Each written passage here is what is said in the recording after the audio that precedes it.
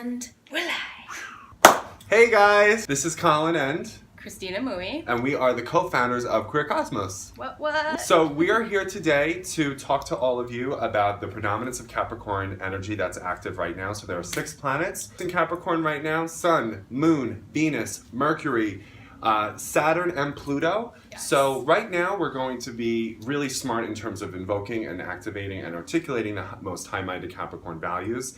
And since they're a little unpopular, what we would like to do with this video is just sort of gently kind of introduce them to you with the tone of like, just thought you might like to know. And why is that important? Because right now it's Capricorn season. Hello. When Capricorn comes into the room, it's, you know, you kind of tighten your asshole because it's like, where are the areas in my life that I need to step up?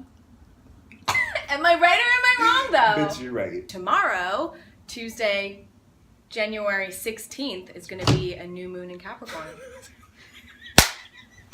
My apartment can't take it. Sorry. So now that we've sort of introduced you to a couple of the concepts of Capricorn energy that you're going to want to work with today, tomorrow, and for the next 3 years, we're going to unpack a little bit more about why it's unpopular and ways for you tomorrow during the Capricorn moon. And now this video, for the record, was recorded in 2018 on January 15th. So it will be exact on January 16th at 9:57 Eastern Standard Time. So what you would like to do is identify the areas in your life that could really benefit from Capricorn's commitment to structure, discipline, integrity, accountability, consistency, and reliability. Now, where I am observing a great need for Capricorn energy is just in our psychological responses to certain things. Because I think over the last 5 or 6 years, there has been a necessary requirement for each and every one of us to access our emotional triggers, our emotional wounds, how we got to certain places within our dysfunctional habit patterns, and just sort of where we're showing up armored, inaccessible, nasty, insert low level thing here. But I think that stage is complete. I think that where we're going to want to really sort of be the people we're capable of is say, all right, you know what, at this point, and by the way, Saturn's going to say this too, we don't care where you got your problems from, they're yours to clean up now. So over the next 24 hours, you're going to want to sort of ask yourself, like, how can I be righteously responsible? Because from that foundation, I can actually change my circumstances that are causing me current pain and reintroduce new existential arenas for peace. Right. What would you say to anybody watching here who's like, well, that's all great and said and good, but I identify as a female, so that energy seems to sort of like come across as really bitchy or really controlling. Like, how do we incorporate this energy and still allow a female identified person to own her femininity and own her power in context? Anybody who has cracked open a newspaper in the past 6 months, Which better be all of you. Which better be all of you. Jesus Christ. Will know that we are witnessing right now a crucial cultural shift right now in terms of gender dynamics and how we view the divine feminine power. Timing of the Time's Up movement, Time's Up, Father Time, Capricorn energy. Saturn tattoo right here. There we go. Women are now coming to the forefront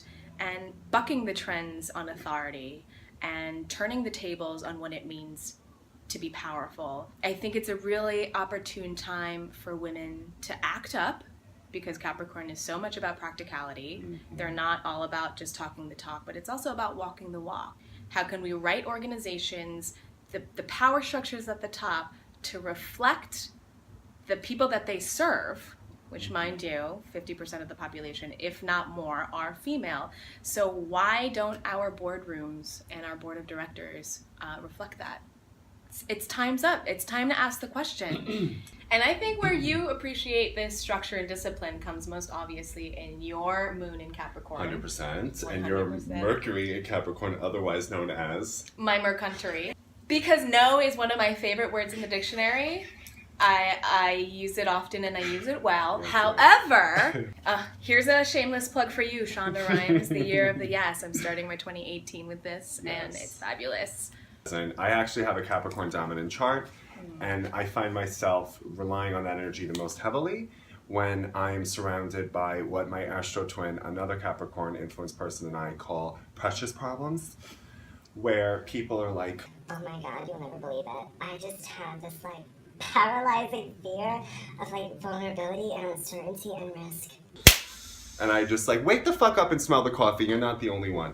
If you realize, wait a minute, I'm just like everybody else, and I have more in common with everybody else, and therein lies my power, not my weakness, that's where you begin to find the solutions that you think are really holding you back. Yeah. Well, we hope this was helpful for you, and if you have any questions, please let us know, okay? And thank you, Colin, for sharing all your beautiful wisdom and thank you. just speaking the truth. Hello. I don't know how to do anything else, much to my dismay. See you next time. Make sure to like and subscribe. Yes, and keep your finger on the pulse of our astrological musings. I love it.